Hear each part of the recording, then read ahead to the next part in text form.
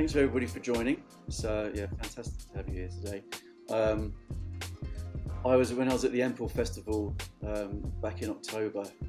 We did a talk around employer branding and kind of kickstarting an employer branding journey, and there was quite a few questions that came through, and I had Mariano's work as a case study around his candidate newsletter, and there was quite a bit of interest in that. So afterwards, coming back from Serbia, had a great time, loved the country. My first time, definitely won't be my last for sure. But it just felt natural to actually then do some sort of follow-up. So I just wanted to get some time with Mariano so that we could talk about the kind of things that him and IBM does to engage with tech talent. So thanks Mariano for joining. We're talking about engaging tech talent, and there's a bit of a recruitment marketing fireside chat, and we'll go through some questions with Mariano. If anybody has any questions, then pop them into the chat, and then if there's any questions that you don't think of, or any questions we haven't covered, then of course there's LinkedIn where we can continue the conversation. I know me and Mariano have done some recent episodes about LinkedIn, so we want to do as much as we can to make LinkedIn what it was meant for, as it was a place for discussion around making our jobs easier and doing the best we can. So let's get on with things. I suppose, Mariano, let's start off with a bit of an introduction to yourself. That'd be great. Sure. Hi, everybody. My name is Mariano Aragunde. That's how you should try to pronounce it. I'm based in Buenos Aires, Argentina, and I am the manager for digital talent marketing at IBM. That means within talent marketing, there are many teams at IBM, and my team focuses on everything that is the digital support. For example, our IBM Careers websites, blogs, CRM, ATS, email marketing, that sort of thing. So yeah, that's my team, and I've been here for about 15 years. At IBM, started as a system administrator, went through a bunch of roles, and I've been in talent marketing for, I think, the last 9 or so, through different talent marketing / employer branding roles. That's in a nutshell. And a lot of where you started from has remained with you as well, isn't it? So you've changed roles over the years, but yeah, very much what's to your core is it's still there from what we've talked about before. Yeah, well, it's good to understand both sides, both talent marketing and also the technology. That's quite handful for me, right? And I think one of the key discussion points, one of the kickoff points that you were talking about was the newsletter, right? That we pulled together, and that I think that is something anyone can do. And some of the lessons learned from just creating a newsletter that is a bit different from the rest. Yeah, we've got an episode dedicated to that. So what we'll do is we'll in the follow up we'll send links to that article or that episode if anyone's not listened to that already. But yeah, that's let's talk a bit about that. We don't have to go into huge amounts of detail on it, but let's just talk about that, because I remember when we first met, it was off the back of an article you wrote on LinkedIn, which was about candidate newsletters, and it was finally a good talent marketing newsletter. And you said, what was it? One of the first you said is most emails and newsletters for candidates suck. So tell us a bit about the newsletter and why you created it in the first place. Yeah, I mean, you have to put into context the brand, right? It's not going to be a newsletter for IBM that is going to be for, I don't know, Google or any other tech company.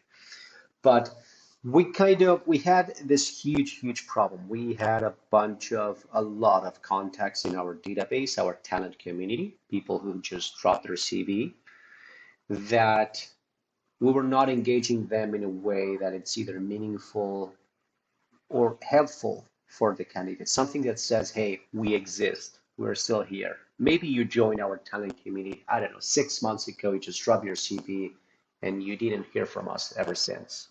Or maybe you applied for a job and I don't know, nothing happened. So what's up? And I do my own research. I'm subscribed to a bunch of newsletters from other companies and I see what they're doing. I'm subscribed myself to see, okay, do I like this? And what I found was that most of the, I mean, a newsletter, it's not the best place to describe what they're sending. What they're sending is just a self-promoting email. That is pretty much it. Yeah. Something that is benefiting only the company in terms of content, but is it useful for the candidate?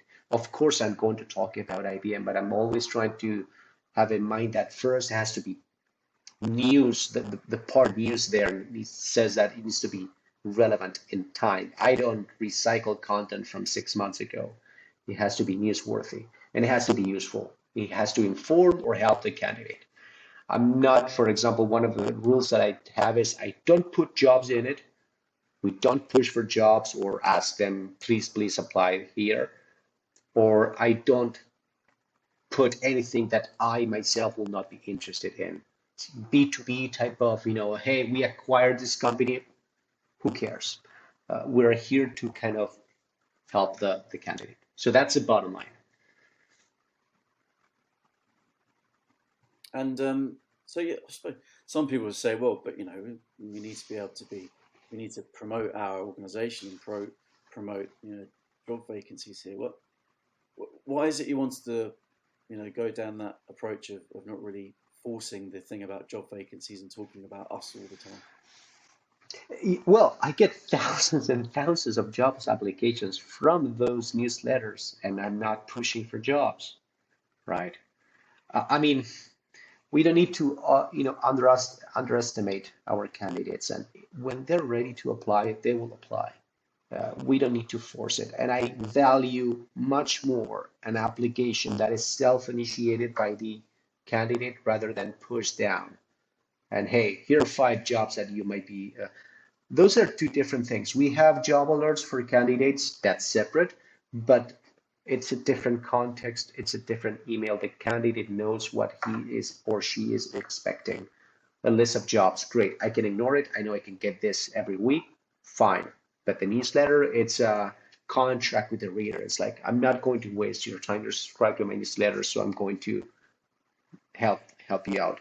And if we're not, so our goal is not to get job applications from, let me make that clear. Our job is not to get job applications from that newsletter. If we get them, great. But our objective from those newsletters is to just nurture, keep our leads warm. That is the technical term in a CRM style. Say that we exist, and it's just brand awareness. And it results in what I suppose use a typical marketing terminology. You're then creating those inbound inquiries, aren't you, from people, as and when they are ready to then apply, then you get that contact. Exactly, it is a system. It's like you need to force everything. Everything will work together. It's not just the emails you send. Maybe they're following you on social media, or they will go to your career's website or LinkedIn. Maybe none of them. They're only subscribed to your newsletter, but at least it is something. Mm. And I remember one of the questions I got at the festival was, what does it take to actually manage the newsletter? So, what was the regularity of the newsletter, and how did you? Was it just you doing it? No, it's at first it was just me. Now I have, there's one person in my team that is taking care of that. Um, so we have basically 2 types of newsletter. We have one global newsletter that goes to everybody in monthly basis. So that is a monthly newsletter that goes to our entire database, uh, which is more of a general type of thing, you know. And then we have targeted newsletters. So I will have a targeted newsletter for developers. I will have another, depends on the month that we will, we have a content calendar for our email marketing. So I will have one for, I don't know, SAP professionals, in Germany. something a bit more hyper targeted with some specific content for them. Women in technology in North America, whatever. We, based on our CRM, we will gather the audiences, we will gather the content, we'll send them some nurturing campaigns that do not conflict with any other. So I'm not going to send you a global newsletter today and tomorrow another email that has 50% the same content. That's not how it works, of course. And how did you gather that content? What system were you using to kind of make it easy to kind of collate that content together? Oh, a mix of tools. I mean, I use several tools to gather. So during the month, what I will do, I will get a little notepad and I will start, putting every link or piece of news or piece of content I think might be interesting. I use Twitter lists a lot. I follow a lot of interesting technology accounts, IBM accounts, Red Hat accounts, etc. I'm also subscribed to a bunch of other technology newsletters as well. Our internal communications and external communications teams at IBM, they always put up some really great content. Um, I'm part of the technology community, and we have a bunch of channels, like from Discord to IRC. Literally, we're still using IRC chat for those who remember, where there's some interesting content that might be applicable. So it's a variety of sources. There's no one single place of truth. It's going to be Reddit. It's going to be many places. But mostly the most useful that I would say are going to be Twitter lists, the ones that I use. Uh, a bunch of technology newsletters that I'm subscribed to, and my comms team that they always provide really great content. Nice. And do you find a place to then put that so that then the person who's supporting you on that has that to access? So like a place you like then save this content. Slack. It's pretty Yeah. straightforward. So we have a content Well, that works. Slack, a Slack channel. And so we'll get a list of, I don't know, let's say 50 pieces of content, and then closing to the day of launch, we'll design the newsletter, put it together, and start filtering out, okay, this is what stays, this is what goes out, and this is how we select the content that might be most, that more useful for that month. Each month is different, so some months are harder than others in terms of, hey, nothing is happening this month. It has been really rather quiet. Other months it's like, oh, I have so much to put in here. Depends each month. Yeah. Lovely. Well, what we'll do is say in the follow up to this, I'll put in a link to, we'll send out a link to our episode talking about your candidate newsletter. That's a good chat, Sure. worth looking at, listening to for everybody. Another episode that we've got that people can listen to if you want more detail is the community that you've been part of. So you join this community and of IT people in Argentina, and it's you just well a few weeks ago you finished an event, didn't you? And so tell us a bit about the community, and the numbers are like well really impressive in terms of participation. So yeah, tell us a bit about that community. Yeah, sure. As I mentioned during the beginning, I started at IBM as a system administrator, so I have a tech background. Um, and my heart is still there in some way, Chris. So even if my career migrated to telemarketing, I joined a community in here in Argentina called Sys Army, and a community's it's the group. The purpose of that group is pretty much be there and share knowledge, share stories, go for a beer, help each other. It's a support group for everyone in IT in Argentina. It's one of, I think it is the biggest community here. So we do a lot of stuff, a lot of activities with this community.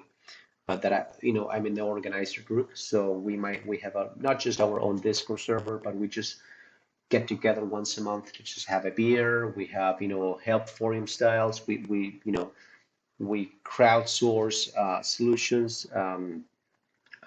We organize an IT conference every month. So that's the one that you were mentioning. We got about 7,000 people coming to the venue last month, and it was hybrid, and we have about 35,000 online. And yeah, that's why I always keep my ear on the ground, because I'm part of the talent that we also recruit in some speak, that I'm trying to attract. So I'm always I always keep an eye on on our audience and say, okay, this is what's being discussed. This is what they like. This is what they're into. I'm trying to keep an eye on finger the pulse of the tech community and see, okay, this is what's hot. This is what we should be talking about. This is what they don't like about our company. This is what they do like about other companies. I think it's pretty useful. I'm not talking about being a mole or something. No, in this case, I'm a part of that group, right? But it's something useful to do as a talent marketer. Yes. Well, that's and it goes back to I suppose what you were saying about the newsletter is that not only is it valuable for you in terms of plugging into what people are thinking and the current trends and discussion points and needs and wants and motivations, but also you're doing something that's actually just all it's there for is to serve the community. There's no other agenda there about pushing vacancies, pushing the job. It's just that you're there to be there for the community. Well, yeah, I mean, you have a talent community in your CRM or your ATS, whatever, and um, they know that you're looking to recruit them. People are not stupid. They know that when they get an email from IBM Careers, it's mostly going to be like to some type of recruitment activity. That's it. The fact that, for example, the email sender says IBM Careers says a lot. It says a lot already. What it said, it says, "Oh, I'm expecting to find your careers website link or your jobs some way on this email." That is implicit. You don't have to say it again. They know if they know how to find a job or how to find your careers website, they will do it if they want to. So don't push it, right? That's the type of candidate you want. So if we can say do something nice for them and they can say, "Oh, thank you, IBM. This was a good email and it was worth my time. You did not waste my time. I learned a few bits here. Thank you. I will consider I always say that your brand either goes up or down with every interaction, 1 point plus or 1 point less. If this goes 1 point plus, uh, then that's it. Mm. And actually, with your newsletter, you've in terms of your open rates are absolutely like way ahead of one of the standard open rates. So sometimes, yeah, sometimes it depends on the month, sometimes, but we are a flat 30 something, almost 40, 35 open rate. Sometimes we pass even 60%, which is nuts. For the targeted newsletters work way better than the global newsletters, of course. The targeted newsletters have always better open rates and click-through rates than the rest. Click-through rates sometimes we go even close to 5, 6, 7%. So yeah, they're performing really pretty good. So, tell you what, let's again, like there are other episodes that people can listen to, and they go to employercontentmarketingpod.com, and it's everything is there in terms of the conversations I've had with Mariano. I think this is our fifth one actually. So congratulations for being the most Really? prolific guest on the podcast. Yeah, so thank you. We always have a good chat. It's your fault, Mariano. It's your fault. But I think let's talk about two things. One is let's first of all we've touched on some of it already. We've talked about some of it already, but kind of when people are starting out or really looking at doing something like this, what should they really be thinking about? what kind of principles to guide what they're doing. But then we'll talk about kind of how do you get started. Um, Mhm. so yeah, let's start off. What would you say? Kind of what are the key kind of ingredients or things that you maybe have written up on a piece of paper to kind of keep you focused in terms of what a great newsletter and a great community, a thriving community needs to do Mhm. Good. Uh, to build those first, audience. first of all, of course, it's going to be content. I mean, the newsletter is just a vessel for content. The email is just a vehicle. What reigns is the actual content. So yes, we can have a whole discussion about subject lines and email design. That is great. Yes, sometimes I spend an hour trying to come up with a good subject line and we mix it up. That's great for open rates, but that's just a tool. The guiding principle for me is to get good content that the type of thing I always try to test it. I test it with myself because I'm a tech guy, specifically. But if not, always check with someone else. Hey, is this content interesting for you? Let's say that you're trying to develop a newsletter in your team and send it to an IT person. Hey, what do you think about this? Always try to test and make sure that again, the email is just a vessel. The website is just a vessel. What matters there is content. My guiding principles are good content that is newsworthy/relevant. That means I'm not going to send you a blog post from 6 months ago. That is not going to happen. You're always going to get something fresh. I don't recycle content. Yes, we do have evergreen content, but we use that for other purposes. For this is you always get something new. That gives you the sense of intrigue, and that says, okay, next month is going to be different. I'm going to wait for the next newsletter.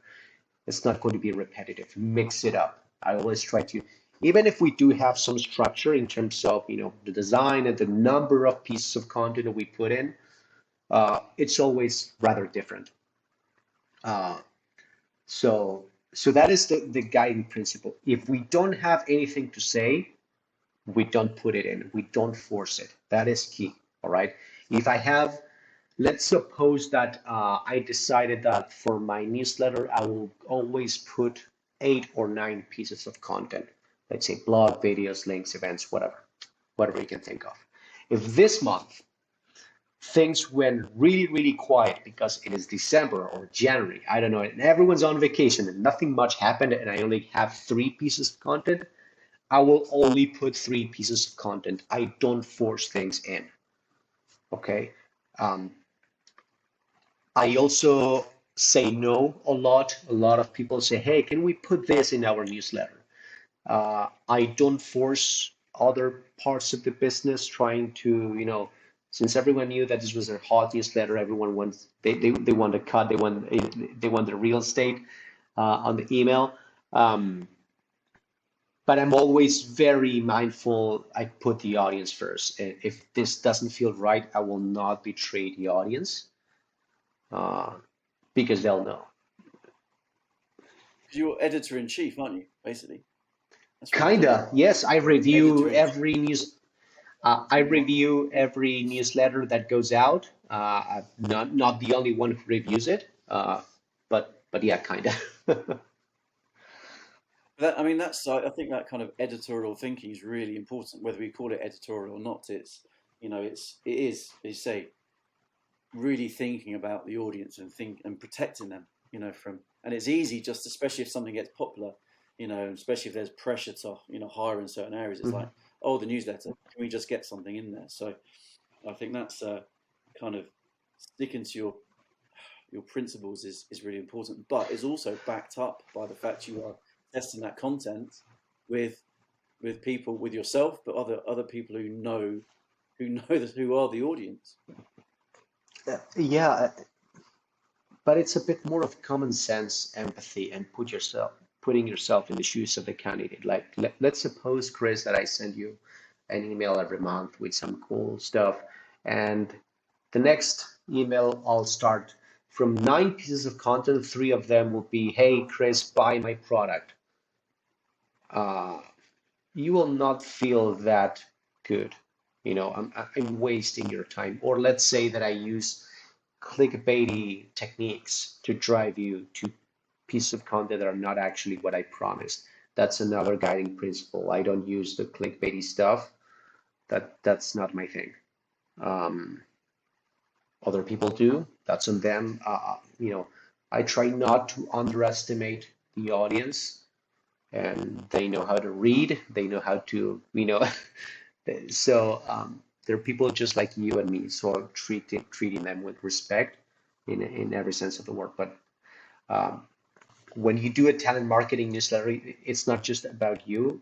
And other teams will start pitching in. Hey, what if we put some piece of this? So you need to have some kind of filter, some type of control, and some type of guiding principle of okay, this is what my newsletter is going to be, and these are the two or three main topics, and this is it. If you don't have that, then yes, it will be different every day, but it will not be something that it will be helpful for the same audience. Does that make any sense? Yeah, absolutely. I think it's it's yeah when you actually think of those individuals as subscribers, when you think of those Mm-hmm. individuals as community members, I think then you straight away you're, instead of just potential candidates, I think you then treat them better as well. Because if they're a subscriber, they've given you their details for a good reason. So you you you you keep that trust Not by only giving that, them content.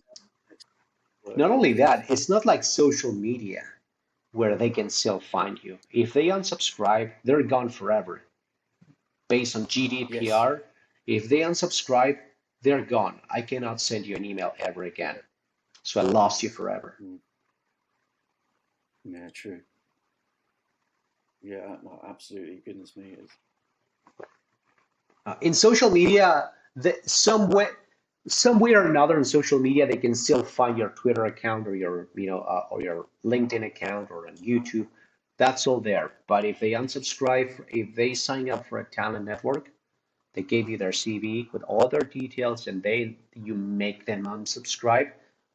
Point number one, that is fine. We took unsubscribe as something healthy. Okay, you're not interested at IBM, that's fine. But we're not going to make you unsubscribe. If you're unsubscribing, that's good for me because that's database health. We take that as part of the deal. New people will come in, old people will leave. That's part of the game. But we should not push them to unsubscribe. Okay, because once they're out, they're out. I cannot send you an email ever again.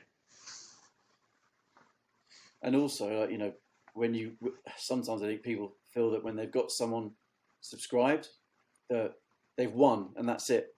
The job is done. But actually, there's the competition in the inbox, which you can argue is nearly as competitive as the competition in the news feed on social. So that goes back to your thing about coming up with the right titles and ultimately having the right content that's going to make people open those emails. And cadence, we have a rule of no more than one email per week to the same person. That's if no more than one. Uh, so top 2 emails per month. That's the rule of thumb. Uh, what we are trying to do. We're not going to spam you. We're not going to send you a lot of stuff. So it's treating the inbox very, very respectfully. Aim for quality, not quantity. And when it comes to building a community, is the principles are similar in terms of honoring the people that have decided to join that community, giving them that content that has no ulterior motive, that's very sincere in terms of trying to kind of really add some sort of value. But you're in a situation where you've got a popular newsletter with great open rates, very competitive click-through rates as well. You've got a community that is well established and it is thriving.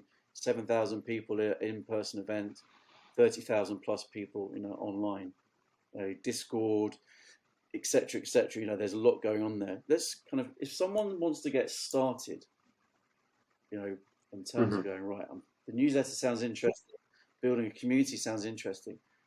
How do they get started? Because sometimes you kind of see the peak of the mountain, and you think, how on earth am I going to get there? But you've got to start somewhere, haven't you?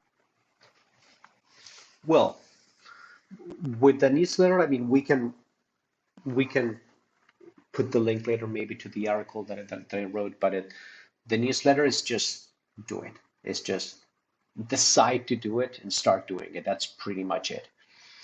Um, um, there's a bunch of tools and email marketing tools, but it's just let's separate those two things. In terms of the newsletters, what I will do is first of all subscribe to a bunch of newsletters from competitors and other tech newsletters or content related and see what they're doing it, and also get your own source of feed of information, like create your RSS feed, Twitter lists, email, whatever it's easier for you to get all that content.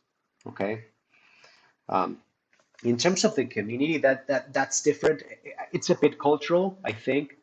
For example, I travel to the States a lot, and this whole thing about building a community to support professionals from a specific area is not that popular.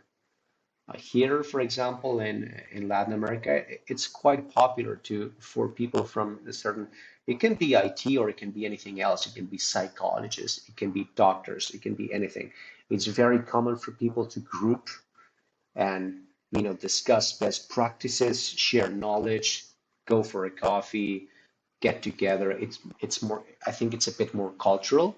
I think it would be a really good thing to start in a place where there is none. So I think if you're in Serbia or the United States or whatever, and you want to start a community, and there's no one, that good, you don't have any competition. That's great. The way to start it is just, in my case, first by joining it. First, I mean, before forming part of the organizing group, I was just a member of the community, and I attended to the events that I have organized today. I attended to those venues, and I was, part of it. And one day I raise my hand and say, "Hey guys, I'd like to contribute. How can I help?" And getting involved. First of all, how to get started is just find a niche, find a problem to be solved. I mean, the problem we solved with this community was there was a lot of people that needed help, needed support, needed a place to vent, needed a place to make friends, and there was none here in Argentina, at least for the IT community. All right. So that's the demand that we solved. There was no IT community that was being used specifically to share knowledge and help each other. Um, so if you see that is a need for a specific talent pool, I'm talking about IT, but it can be about sales, it can be about marketing, it can be about design, it can be about any other profession that you can think of. Okay, what are they craving for? Is there a connective tissue that is missing? Can we bundle people together? And what are you going to do? What is going to be the community? Where is it going to reside? Our community initially was just an IRC chat and a Twitter account. That's pretty much it. Then, of course, it got evolved, and now it's a Discord server, and we have a bunch of other places.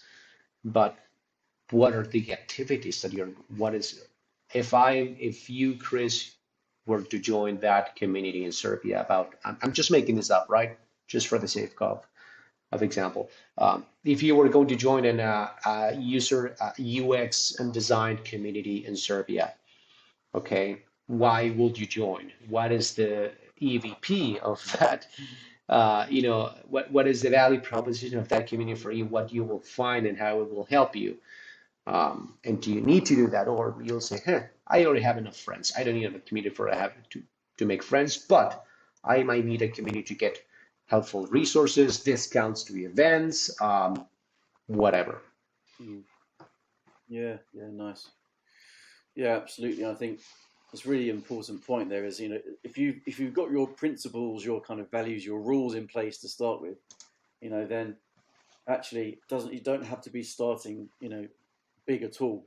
It can be as simple as setting up one space. Say it could be Slack, it could be a number of different places, but just to start small and do something, and then know that it could become bigger later on.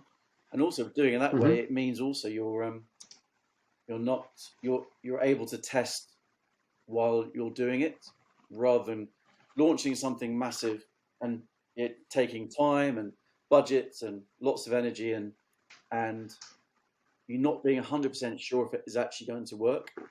So I think starting starting small is a really really nice way of doing it for sure. Yeah, and being consistent. I mean, our first very event, the IT conference that we do, there was just 40 people in the basement. That was it.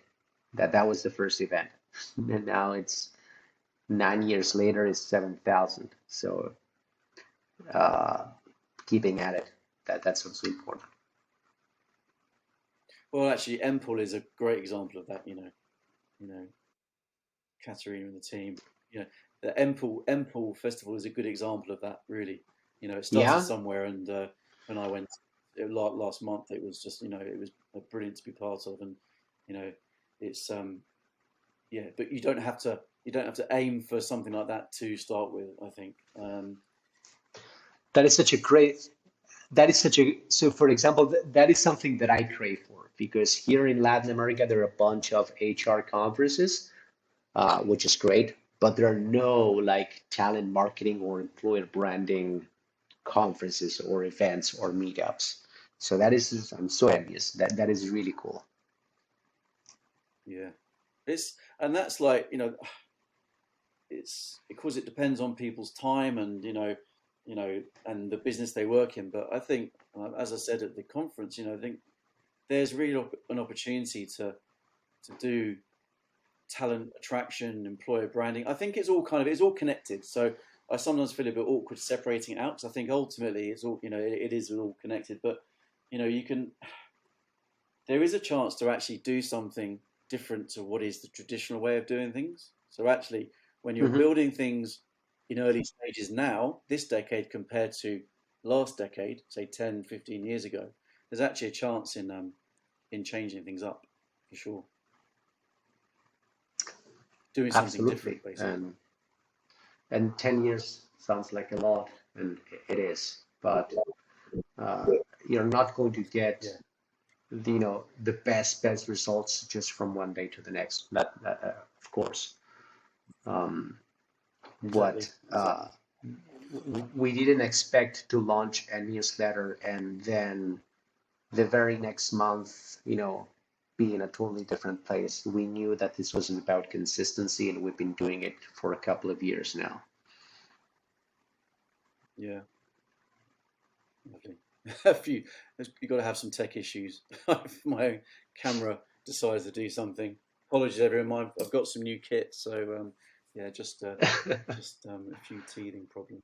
Um, um, I mean, look, Mariano, as always, we could chat for much longer, but we do have. I've put in the link in the chat, some links to two of the episodes that we've had. I think let's finish off with in terms of our discussion. Let's finish off with how do you get something that came through at the conference was a few times was how do you get people involved?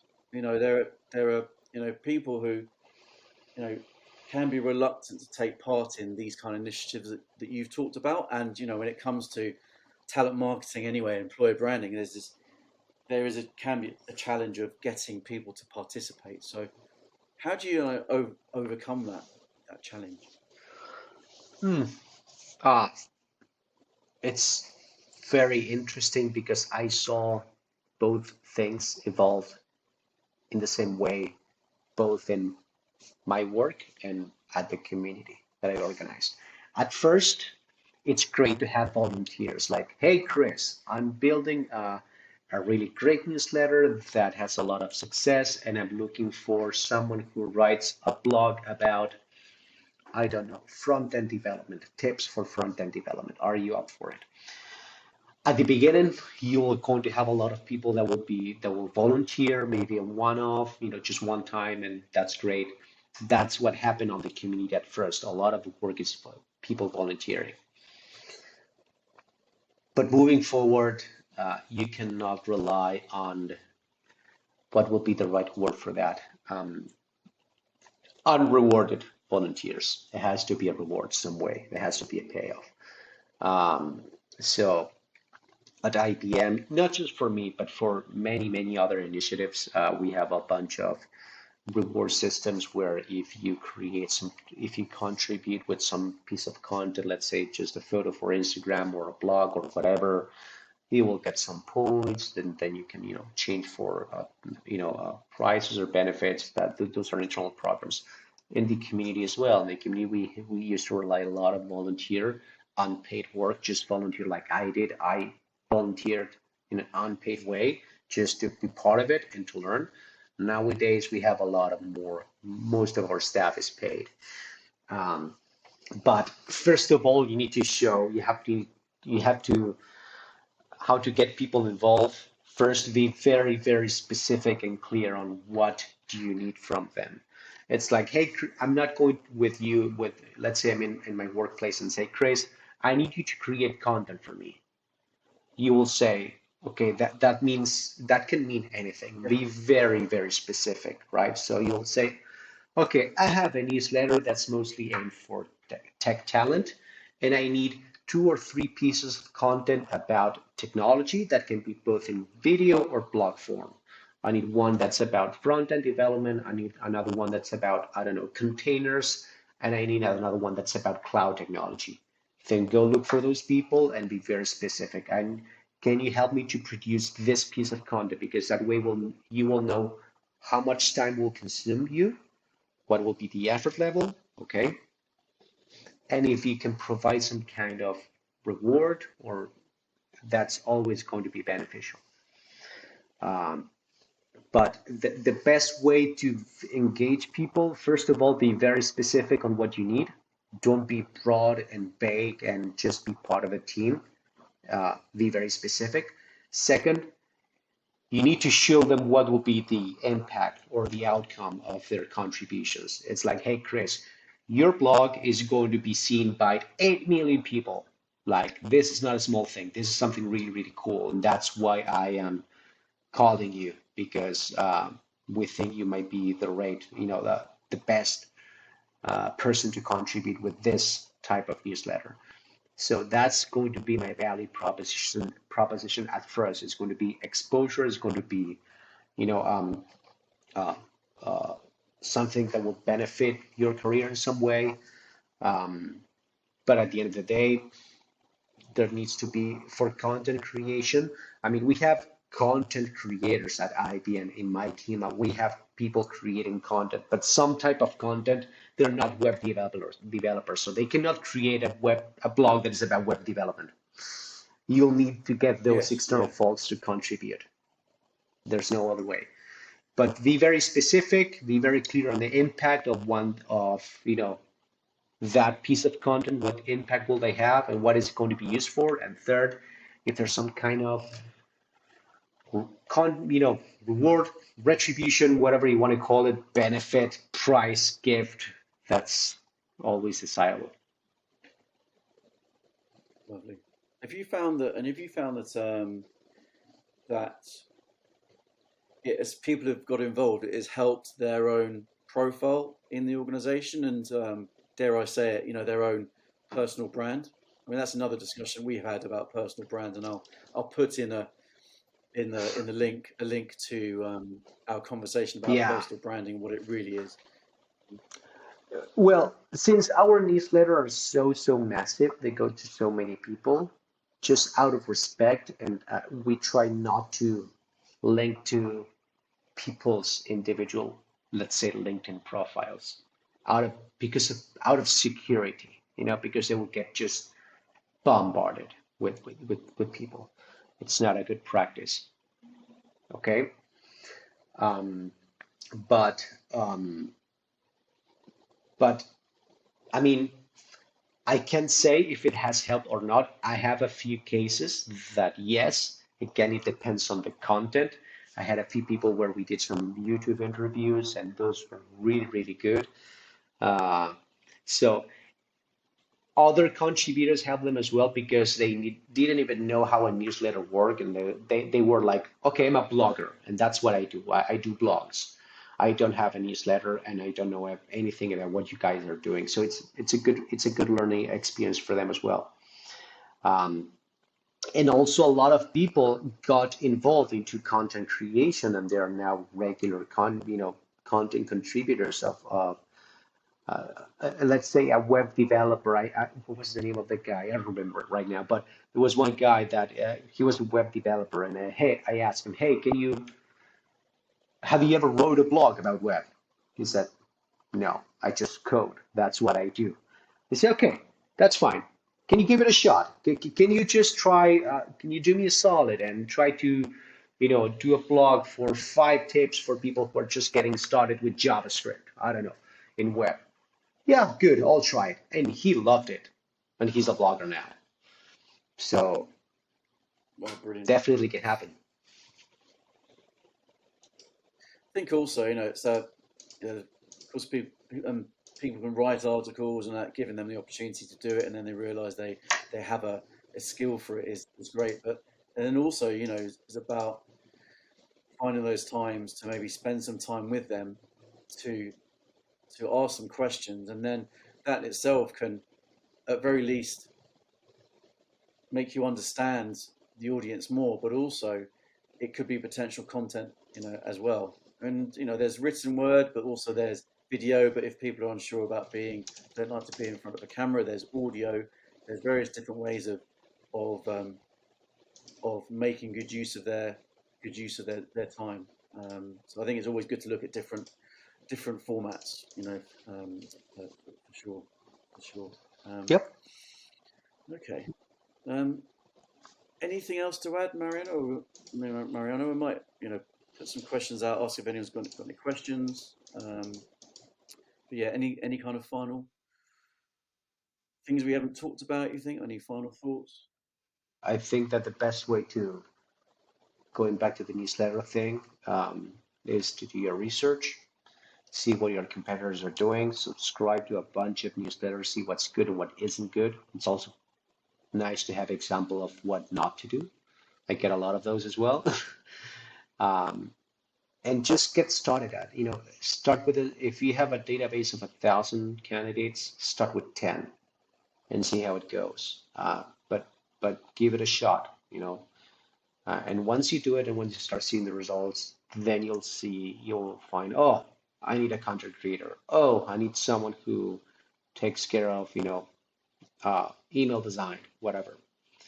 Those needs will come, but first you have to try it. That's honestly at a company as big as IBM, the only, we just decided, okay, we just decided to do it and we sent them an email. It's easy as that. It's not that complicated.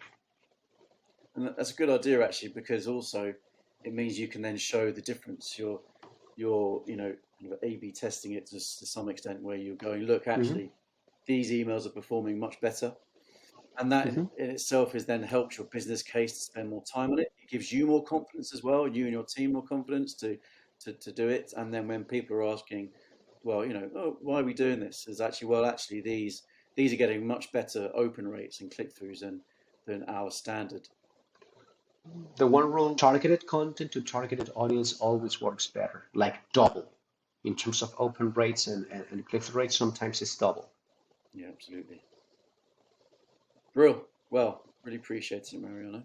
If anyone's got any questions, then they can either pop them into the chat now, or find Mariano on LinkedIn, um, Yeah, and yeah, continue the conversation there. But yeah, if anyone's got any questions, then feel free to drop them in now. Um, uh, just give it a few seconds for that, and I'm going to drop in your LinkedIn profile into the chat as well. no problem.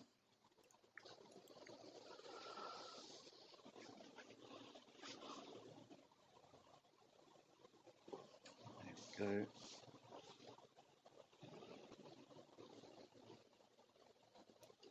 And Serbia did play Right. this earlier today, right? In the World Cup.